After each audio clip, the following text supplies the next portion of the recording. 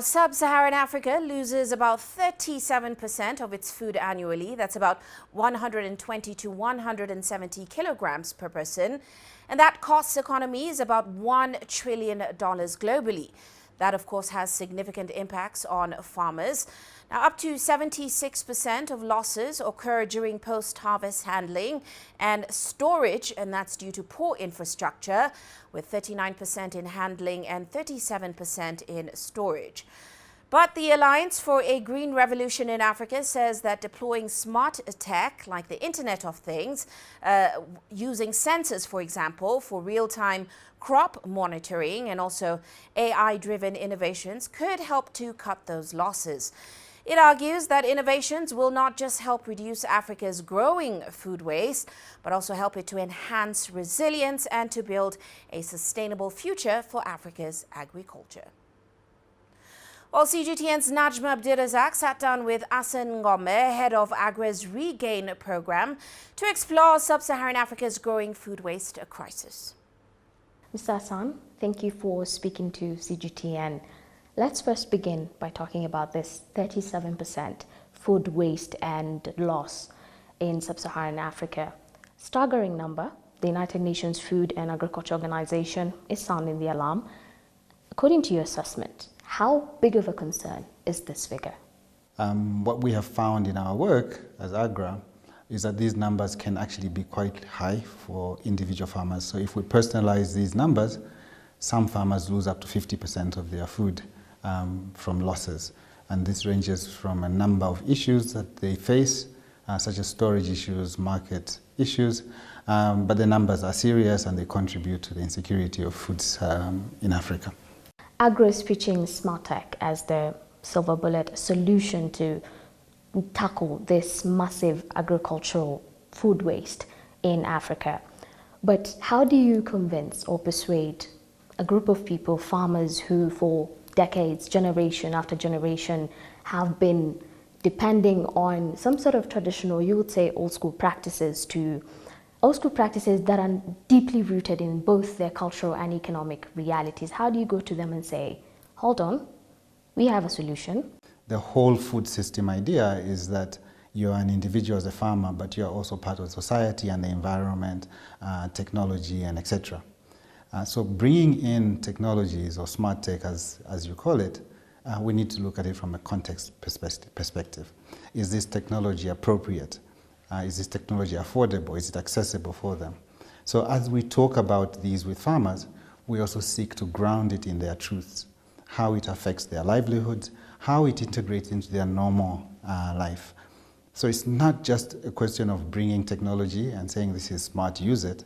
It's first getting to their level of thinking and how it builds into their whole system for them to have a system that works for themselves, their income, their families, and the environment in which they live in. Everyone's throwing around smart tech as the possible solution, but what are we actually talking about here? Drones, AI, apps, what tech is on the table? And most importantly, how is it going to be working for, let's say, a smallholder farmer here in Kenya or in Nigeria? Yeah, I mean, when we talk technology, it's both practices and hard pieces of technology. The whole idea of bringing analysis into the capacity building content that we provide with our partners to the farmers is really key. So when we talk about practices, how do you bring tech from a perspective of climate information services to guide farmers on the time they should harvest, the time that they should dry, and what it is that they should do during the storage. From a physical perspective, we're really talking about things like, the airtight bags that farmers can use to store their grain. And we've got great researchers out there in the world that have come up with these really smart technologies that can keep grain longer, that can keep food longer in a safe way without it being contaminated. Much of Africa, the agricultural sector operates against a backdrop of infrastructural deficits, spotty internet, inadequate transportation networks. How urgent is it for governments and policymakers in the sector to fix those gaps first before rolling out smart tech as the solution? Yeah, it's interesting that you bring the issue of government, because without government, really, it's really difficult to kind of roll out some of these at scale for it to reach out to the masses in terms of the farmers and the communities.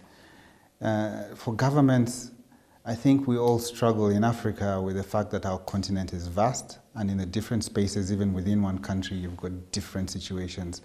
And therefore, we need to start thinking smartly around this. Issues of devolution or decentralization, as we call it, is one key way in which we can reduce the infrastructure deficit. Typically, food systems in Africa have this rural-urban divide. But as governments become smarter at dealing with this, localizing how the food moves in the area kind of brings about the ability for them to bridge the infrastructure gap. You touched on policies, regulations. Key message for governments? What should they be looking at, areas they need to be exploring?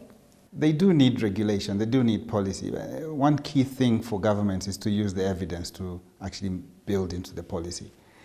Sometimes we tend to see a push from certain interest groups, and without having a solid base on evidence, it's difficult for government, for example, to bring in fair regulated policy that doesn't leave out the poor, that only favors certain sectors.